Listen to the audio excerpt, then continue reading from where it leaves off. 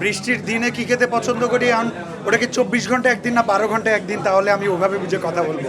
আর ওটা যদি পেটের খাবার হয় তাহলে অবশ্যই ভুনা খিচুড়ি, ইলিশ মাছ, গরু মাংস ভুনা, যদিও আমি এই ধরনের খাবার কম খাই। তারপরে এই ধরনের সিজনগুলোতে মিস করি না। তবে আজকে এই মুহূর্তে বৃষ্টি স্নাত অনুষ্ঠানে আসার আগে আমি ইলিশ ভাজা খেয়ে আসছি। শাকিব খানের মতো চকলেট বয় আমাকে বলা হয়, ঠিক আছে তাহলে শাকিব খান একটা বড় চকলেট, আমি একটু ছোট চকলেট। জায়গাগুলো আরও অনেক বেশি, হয়তো 3টা আপনি নজরে পড়েছেন। আসলে সব কিছু মেনটেনেন্সের উপরে, এটা কোনো ধরে রাখার কোনো রহস্য নাই। আপনি টাইম মতো কাজগুলো করবেন, কাজের প্রতি ডেডিকেটেড থাকবেন এবং সৎ থাকবেন, তাহলে আপনার কাজগুলো মেনটেনেন্সটা অনেক সহজ হবে। স্ট্রবেরি সুপার ডটেড ও ক্লাসিক ভ্যারিয়েন্টে সেন্সেশন জাগুক শিহরণ। সংসার করা বেশি কঠিন আমার কাছে। অভিনয়টা যত সহজ, উপস্থাপনা যত সহজ, কিন্তু বিয়ের পর আমার কাছে মনে হয়েছে যে ওগুলার চেয়ে সংসার করাটা অনেক বেশি কঠিন।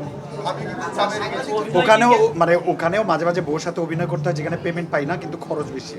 খাবার মজা না হলেও মজা বলতে হয়, রাগ করলেও বলতে হয় যে রাগ করি নাই। মাঝে মাঝে একটু ট্র্যাপে ফেলতে চায় বউরা, বলো কোনো অভিযোগ থাকলে বলো, তখন বলতে হয় না না কোনো অভিযোগ নাই। একবার যদি বলে ফেলে অভিযোগ আছে তাহলে তো ভাত বন্ধ। না, আমি মানুষটা এরকমই, যেহেতু প্রোডাকশনের অনেক কিছু সহ্য করতে হয় আমাদের, ওখান থেকে আমি ধৈর্যের পরীক্ষাটা শিখে নিয়েছি, ওটা সংসারে কাজে লাগাই, এই জন্য সংসার টিকে গেছে। আমার বউ রাগ করছে এটা আমি না বোঝার ভান করে থাকি, পরে এমনি রাগ ভেঙে যায়।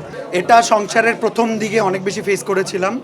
ওই নায়িকাকে এইভাবে ধরেছি কেন, ওই নায়িকাকে এইভাবে ধরেছি কেন, পোস্টারে অত ক্লোজ কেন লেগেছে, ওগুলো ছিল। তো একসময় ঠিক হয়ে গেছে। বলা হয় যে সংসারে একসময় হাজব্যান্ড ওয়াইফ আর হাজব্যান্ড ওয়াইফ থাকে না, বন্ধু অথবা ভাই বোন হয়ে যায়। তো আমরা সম্ভবত এখন বন্ধুর পর্যায়ে আছি, কয়েকদিন পর ভাই বোন হয়ে যাব। সামনে আমি সিঙ্গেল কিছু কাজ করেছি, ওগুলো আসবে, এগুলো তো চলমান। আসলে সবসময় কাজ করতে থাকি, কাজ আসবে। এটাও তো আসবে, টিএন বাংলায় আসবে, আজকে যে অ্যাওয়ার্ডে আসছি এটাও আসবে, আসতে থাকবে। আকাশে চাঁদ উঠলে সবাই দেখবেন। পালকি বাংলাদেশের ইতিহাসে প্রথম একটা সেট নির্ভর দীর্ঘ ধারাবাহিক, এবং প্রচুর জনপ্রিয় ছিল। একটা চ্যানেল তো উঠেই গেল, জনপ্রিয় হলো এই নাটক দিয়ে। সো সেই হিসেবে পালকির সেট, পালকির কোয়ার্টিস্ট, পালকির কলাকুশলী সবাইকে অনেক মিস করি। পালকি হচ্ছে স্নিগ্ধা, ও তো আমার ব্যক্তিগত জীবনে অনেক ভালো বন্ধু, ওরে মিস করার সুযোগ নাই, দেখা হয়। পালকি হচ্ছে পুরোপুরি আমার মেন্টালিটির, শুধু আমি একটা পুরুষ দেহে, ও একটা মেয়ের দেহে। আমরা ইনস্ট্যান্ট অনেক জোকস করতে পছন্দ করি, ইনস্ট্যান্ট অনেক উত্তর দিতে পছন্দ করি ফান ওয়েতে। এই জন্য প্রতিদিন শুটিংয়ে ও যখন থাকতো, আমরা প্রতিটা মুহূর্ত খুব এনজয় করতাম। এই কারণে প্রতিটা মুহূর্তই আমি মিস করি ওকে। প্রথমত যে মুহূর্তে আমরা কথা বলছি, চারিদিকে বন্যা, আরও বন্যা আসার একটা আশঙ্কা, সেক্ষেত্রে আমরা খুবই উদ্বিগ্ন।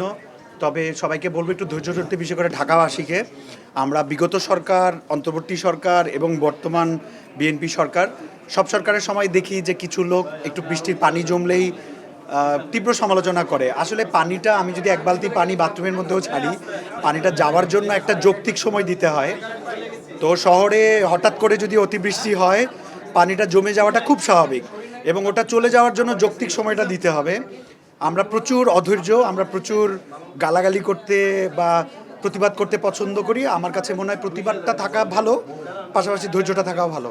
না, রাষ্ট্র কখনো কিছু করতে পারবে না যদি সাধারণ জনগণ আমরা সচেতন না হই। নাগরিক হিসেবে যেখানে সেখানে ময়লা ফেলার অভ্যাসটা তো আমরা এখনো ত্যাগ করতে পারিনি।